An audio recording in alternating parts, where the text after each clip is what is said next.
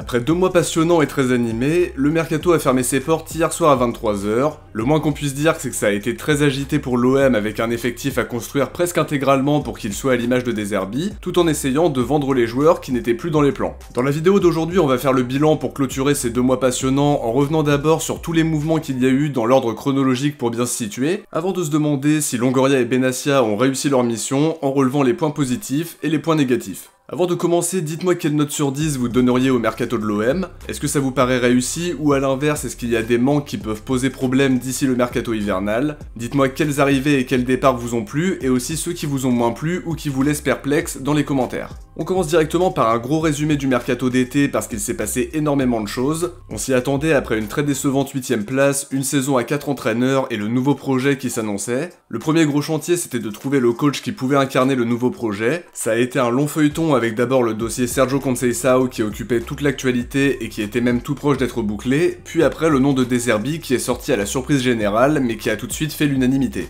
Avant que son arrivée ne soit actée, on a eu un premier mouvement le 18 juin avec le départ libre de Noam Mayokatika qui a rejoint Charleroi un an après son arrivée, alors qu'il était sous contrat jusqu'en 2027 et qu'il avait fait plusieurs apparitions sous Gattuso. Quelques jours plus tard, c'est Vitinha qui a été vendu au Genoa pour 16 millions d'euros plus 2 millions de bonus qui seraient facilement atteignables, et potentiellement aussi 4 millions de bonus supplémentaires plus difficiles à atteindre. Une excellente nouvelle pour nous comme pour lui parce qu'on limite la casse et c'était important pour lui de se relancer dans un club où il se sent bien. On pouvait pas espérer récupérer la mise de départ mais on a quand même plutôt bien rebondi. Dans la foulée, l'OM a acté l'arrivée de De Zerbi en annonçant un accord de principe, même s'il a fallu attendre quelques jours pour avoir l'officialisation définitive. Le coach italien est arrivé avec Giovanni Rossi dans ses bagages, un directeur sportif qui va être son bras droit à l'OM et qui connaît parfaitement ses besoins. Malgré son arrivée un peu tardive, les dirigeants de l'OM et le duo De Zerbi-Rossi ont logiquement planché sur le mercato bien avant que son arrivée ne soit officialisée. C'est dans ce contexte qu'un accord de principe a été annoncé le 28 juin pour la première recrue de l'ère De Zerbi,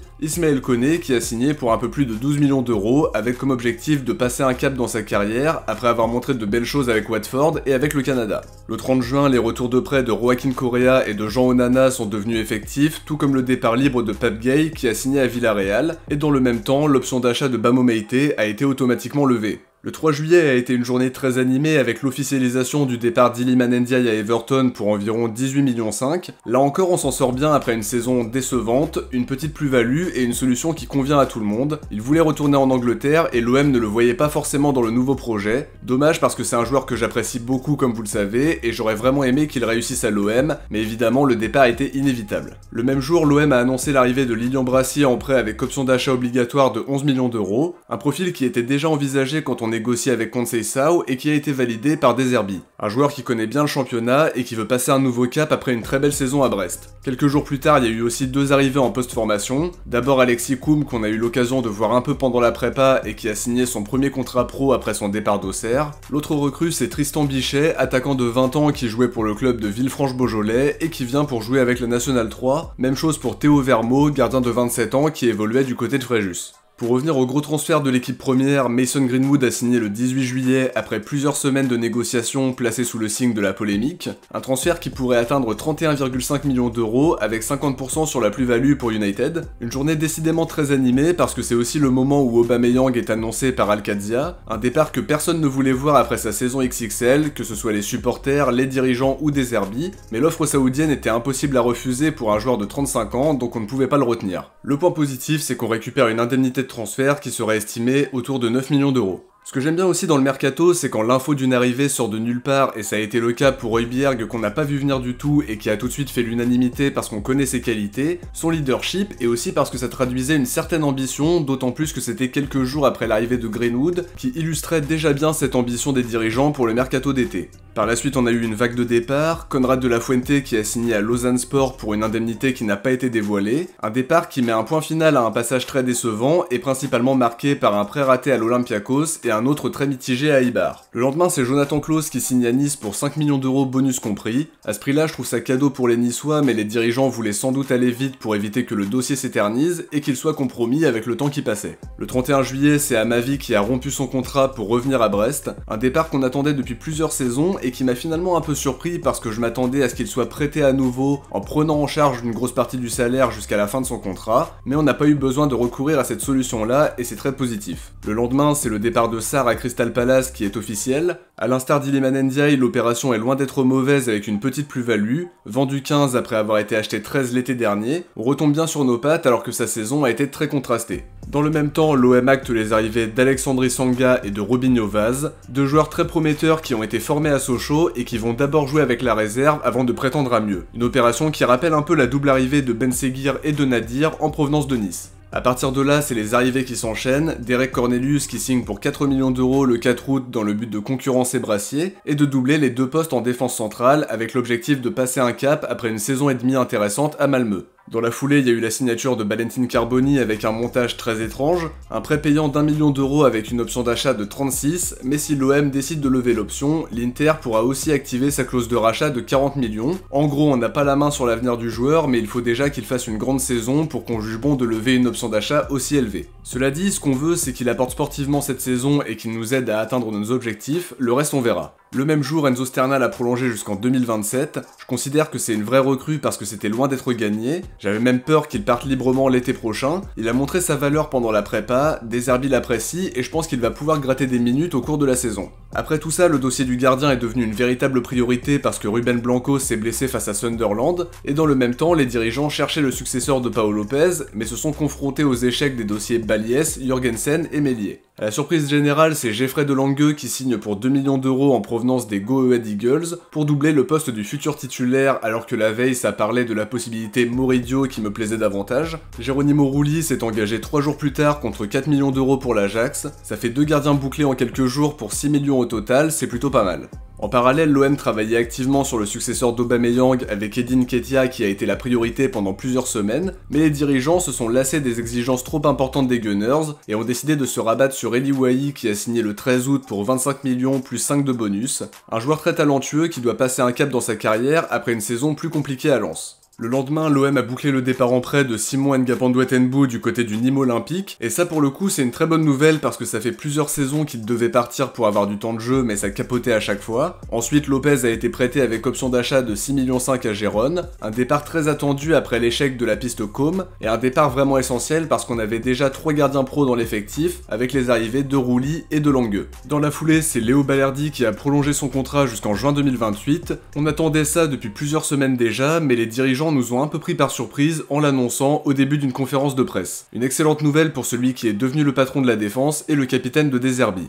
La fin du mercato a été un peu plus calme, les dirigeants ont complété l'effectif en recrutant Jonathan Rowe pour le poste d'ailier gauche, même si en réalité il peut jouer à quasiment tous les postes de l'attaque. Là encore on n'est pas sur un petit investissement parce que c'est un prêt payant de 2 millions avec une option d'achat obligatoire de 14,5 millions, tout ça pour un jeune joueur qui a beaucoup de potentiel et qui veut passer un cap après une belle saison en Championship. Le même jour, l'OM acte la prolongation de Luis Enrique jusqu'en 2028, c'était aussi dans l'air du temps comme Balerdi depuis plusieurs semaines déjà, ça vient récompenser les services rendus sur les 6 derniers mois et ça permet à l'OM de le sécuriser étant donné qu'il est totalement dans les plans de De Zerbi. Dans les dernières heures, la piste Benasser a beaucoup fait parler sans avoir pu se concrétiser alors que ça aurait été une super nouvelle. C'est finalement Neil Maupay qui sera la dernière recrue olympienne. C'était essentiel de le faire signer pour compenser l'absence de Moumbagna et pour le coup l'opération n'est pas hyper onéreuse. Prêt payant de 500 000 euros, obligation d'achat de 5,5 millions et potentiellement 3 millions de bonus pour un joueur qui a beaucoup d'expérience en première ligue, qui a des qualités certaines et qui va venir doubler mais aussi concurrencer Wahi. Dans le même temps, ce dernier jour est aussi marqué par l'officialisation du départ de Gigot à la Lazio pour environ 3,5 millions d'euros. Maintenant qu'on est revenu sur tous les mouvements du mercato, on va se demander plus généralement si l'OM a réussi son mercato ou s'il faut être un peu plus mesuré. Pour ça, je vais mettre en avant mes points positifs et négatifs en commençant par les points négatifs. La première chose que je veux mettre en évidence, c'est la mauvaise gestion des indésirables parce qu'il y a eu beaucoup de joueurs placardisés. On pense à Bemba et à Verretou qui sortaient pourtant d'une saison intéressante et qui n'étaient pas les plus à blâmer dans la triste 8ème place. On peut ajouter Ulysse Garcia qui espérait se montrer pendant la prépa mais qui n'a même pas eu l'occasion de le faire alors que ça fait seulement 6 mois qu'il est arrivé. Les 3 sont encore olympiens au 31 août, même si c'est encore possible de les vendre dans des championnats où le mercato est toujours ouvert pour l'instant. L'Arabie Saoudite, le Qatar, la Suisse, la Belgique, la Grèce, la Turquie, les Pays-Bas ou éventuellement le Portugal. On a eu la chance de pouvoir vendre Sarr, Ndiaye et Vitinha assez tôt dans le mercato, donc ça nous a donné un petit peu de marge de manœuvre pour le recrutement, mais les départs de Lopez et de Gigot ont un peu tardé. Pour Bemba et Verretou, il y a la problématique du salaire XXL qui a été donné à leur arrivée. Ça peut les tenter d'aller au bout de leur contrat avant de prendre une prime à la signature, mais ils voulaient surtout choisir leur futur club. Cela dit, ils n'ont apparemment pas eu les opportunités attendues, et en termes de masse salariale, ça a un peu ralenti notre recrutement. Aujourd'hui, ils vont revenir s'entraîner avec les pros, une réintégration de Bemba semble peu probable après le clash de cet été, mais Verretou aura peut-être une carte à jouer. En tout cas, les deux joueurs ont des qualités qui pourraient nous être bien utiles mais à voir. Puisqu'on parle de cette gestion des départs qui laisse à désirer, on peut ajouter Bamo Meite qui a été poussé vers la sortie jusqu'au bout mais qui est finalement resté. Même chose pour Unai qui avait des offres au Qatar mais qui n'a pas eu d'approche de club européen qui pouvait l'intéresser. Donc je me dis dans quel état on va retrouver ces deux joueurs là qui sentent bien qu'ils ne sont pas pleinement dans le projet. Est-ce qu'ils peuvent être performants sous des herbies ou est-ce qu'on se dirige vers un temps de jeu vraiment famélique avant un départ cet hiver? Ça c'est la vraie question que je me pose. En dehors de tout ça, on a une équipe plutôt jeune avec quelques joueurs plus expérimentés pour les encadrer, mais il y a encore quelques manques. Meite et Murillo à droite, est-ce que c'est pas un peu léger? On peut ajouter Lirola qui sera vraisemblablement la doublure de Merlin à gauche comme on l'a vu à Brest. À ce niveau-là, je suis pas vraiment conquis par l'idée mais j'espère me tromper. La petite déception vient des échecs dans les dossiers Sildilia et éventuellement Assignon, même si on pourrait y revenir au mercato d'hiver et il y a aussi la possibilité de faire signer un joueur libre pour compléter les manques. Défensivement, le quatuor Balerdi, Brassier, Meite, Cornelius permet d'avoir les postes doublés avec 2 droitiers et 2 gauchers, mais le souci c'est que Balerdi vient de se blesser, Meite n'est pas totalement dans les plans du coach, et Chancel Bemba a été mis à pied. Ça peut être un motif d'inquiétude parce qu'en plus Brassier doit encore prouver, Cornelius reste un pari peu coûteux mais un pari quand même malgré des qualités présentes. L'autre élément négatif pour la masse salariale mais qui est la conséquence d'un mauvais choix au départ et surtout d'un cas de force majeure par la suite, c'est qu'on a maintenant 3 gardiens, Rouli, Delangueux et surtout Blanco avec son salaire XXL. La direction mise sur Geoffrey Delangueux pour doubler le poste de Rouli. Le salaire de Blanco pèse sur la masse salariale et faudra lui trouver une porte de sortie cet hiver, mais avec un tel salaire, ce sera pas une partie de plaisir. En dehors de ça, j'aurais aimé que Muguet soit prêté, mais lui voulait plutôt être transféré. Il est toujours là au 31 août, mais ça peut bouger dans des championnats qui sont toujours ouverts. J'aurais aussi aimé que Rayman Daou, Yakin Saïd Madi et éventuellement Salim Benseguir soient prêtés. Pour Nadir, c'était bien sûr pas possible puisqu'il est en phase de reprise, mais j'aurais trouvé ça intéressant de faire plusieurs prêts pour voir ce que les jeunes joueurs peuvent donner avec un temps de jeu plus important. C'était aussi potentiellement valable pour un joueur comme Niakosi qui va enchaîner encore en réserve alors qu'il mériterait de s'aguerrir ailleurs. Maintenant sur les points positifs, je trouve qu'on a recruté de très bons joueurs. Greenwood, Højbjerg et Rouli apportent des garanties certaines. Wai, Ro et Koné sont des jeunes joueurs mais qui ont vraiment les qualités pour réussir à l'OM et potentiellement d'être de belles plus-values à l'avenir. Mopé est aussi un joueur plutôt fiable qui va apporter son expérience et une vraie concurrence à Wai. Carboni a un très gros potentiel mais s'il montre de bonnes choses, il finira par repartir à l'Inter. Brassier était lui très convoité après sa belle saison à Brest et c'était visiblement le choix numéro 1 des dirigeants. Delangueux et Cornelius font figure de paris. Des paris qui ne vont pas peser énormément sur nos finances et qui peuvent être de belles surprises. Ce qui m'a plu dans ce mercato, c'est qu'on a su faire des ventes intéressantes avec Sarr, Ndiaye et Vitinha. On a réussi à se débarrasser d'Amavi et de Conrad qui étaient là depuis longtemps et toujours en situation d'échec. On a réussi à vendre Klose et Gigot qui ne partiront pas libres. En revanche, l'opération Lopez à Gérone était importante pour boucler son départ, mais le transfert n'est pas garanti à la fin puisque pour l'instant c'est Gazaniga qui est titulaire. L'autre élément positif, c'est l'intégration des jeunes par des Herbis. Sternal va être dans la rotation après avoir signé sa prolongation. Ce sera pas le cas de Bakola qui a refusé l'offre de l'OM. On peut ajouter Lafont, Abdallah et Selami qui entrent aussi dans le projet pour l'avenir. Perso, je trouve que le mercato est une réussite en globalité, même s'il manque un latéral et que tous les départs n'ont pas été actés. Faut pas oublier qu'au 1er juillet, c'était quasiment une feuille blanche, donc c'est vraiment très positif d'avoir pu faire tout ça. Maintenant, faut attendre la fin de la saison pour tirer une vraie conclusion sur ce mercato estival. C'est le terrain qui va livrer sa vérité comme toujours. De notre côté, on va maintenant revenir aux fondamentaux, les discussions foot et le terrain qui vont revenir au centre des discussions. Les yeux sont maintenant rivés sur le vrai objectif, faire une grande saison et retrouver la Ligue des Champions la saison prochaine. Il y aura aussi beaucoup d'options d'achat à lever et pour ça on aura besoin de l'argent de la Ligue des Champions. Je profite de cette analyse pour tous vous remercier pour ce très beau mercato qu'on a vécu tous ensemble pour la 6ème année consécutive, ça commence à faire. Merci pour tous vos commentaires, pour vos likes et plus généralement votre engagement et votre soutien sur chacune de mes vidéos. C'est sûr ça a été beaucoup de boulot parce que ça s'est vraiment enchaîné chaque jour, mais j'ai pris beaucoup de plaisir comme d'habitude entre les épisodes d'actualité et les présentations. J'espère que vous avez pris autant de plaisir que moi à les regarder. Maintenant on va retrouver notre rythme habituel avec les avant-matchs, les débriefs, il y aura aussi aussi des épisodes d'actu OM, des analyses plus générales, le retour de que sont-ils devenus, de focus sur les prêtés, sur les internationaux aussi, et potentiellement d'autres concepts de vidéos qui arriveront peut-être par la suite. De mon côté, j'arrive à la fin de cette analyse qui visait surtout à faire le bilan de cette fenêtre de transfert qui a été très animée. Si ça vous a plu, n'oubliez pas de liker avant de partir pour soutenir la chaîne et permettre à la vidéo d'être mieux référencée. Je vous invite aussi à vous abonner en activant la cloche pour ne rien louper de l'actualité de l'OM parce que je vais rester très actif comme je l'ai dit précédemment. Si vous avez regardé l'analyse jusqu'au bout, écrivez Mercato dans les commentaires. Ciao, portez-vous bien et surtout allez l'OM.